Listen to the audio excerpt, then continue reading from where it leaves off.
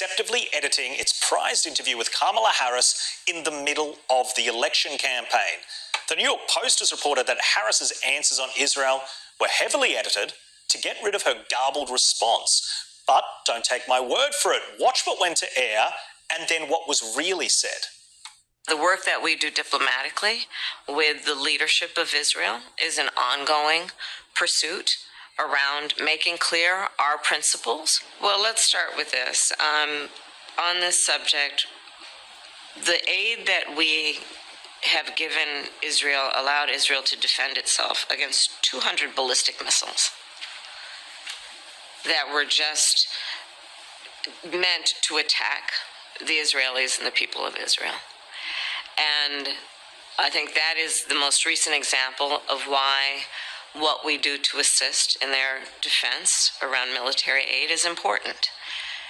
And when we think about the threat that Hamas, Hezbollah presents, Iran, I think that it is without any question our imperative to do what we can to allow Israel to defend itself against those kinds of attacks. Now, the work that we do diplomatically with the leadership of Israel is an ongoing pursuit around making clear our principles, which include the need for humanitarian aid, the need for this war to end, the need for a deal to be done which would release the hostages and create a ceasefire. We are not going to stop pursuing what is necessary for the United States to be clear about where we stand on the need for this war to end. In our politics lead, there's a story playing out between Paramount and CBS News, President Trump, and the Federal Communications Commission that any American who values a free and independent press should care about, including Trump supporters who should not like the precedent that is being set.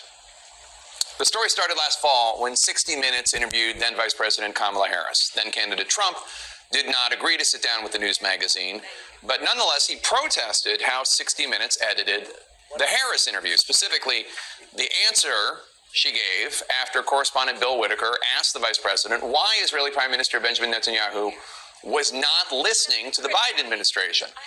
Now, in a preview clip that ran on CBS's Face the Nation Sunday morning, Harris was shown answering like this. The work that we have done has resulted in a number of movements in that region by Israel that were very much prompted by or a result of many things, including our advocacy for what needs to happen in the region.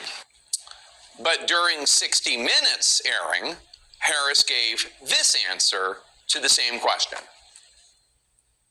We are not going to stop pursuing what is necessary for the United States to be clear about where we stand on the need for this war to end.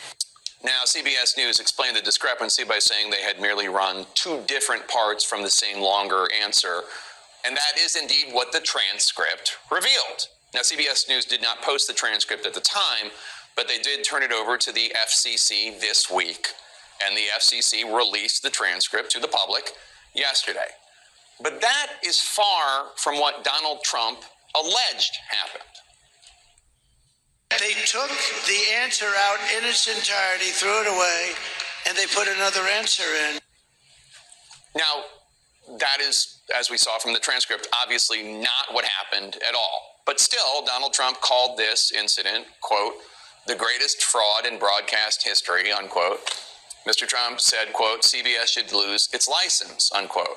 And then Trump sued under news distortion rules for $10 billion. Now, the suit is widely regarded by legal and First Amendment experts as, well, as one put it, quote, a frivolous and dangerous attempt by a politician to control the news media. Broadcasters have a right to edit interviews. It's editorial judgment. For example, Fox in June 2024 aired this. Would you declassify the Epstein files? Yeah, I would. But that wasn't Trump's actual whole answer. It was a taped interview. And as Semaphore noted at the time, Mr. Trump, in the full unedited version, sounded a lot less definitive about releasing the Epstein files. Here's the whole answer. Would you declassify the Epstein files? Yeah, I would. All right. I guess I would. I think that less so because, you don't know it. You don't want to affect people's lives if it's phony stuff in there because there's a lot of phony stuff with that whole world. But I think I would, or at least... Do you think that would restore trust? Help restore trust? Yeah, I don't know about Epstein so much as I do the others. Certainly about the way he died. It would be interesting to find out what happened there because that was a weird situation and the cameras didn't happen to be working, et cetera, et cetera. But yeah, I'd go a long way toward that one. Quite different, right?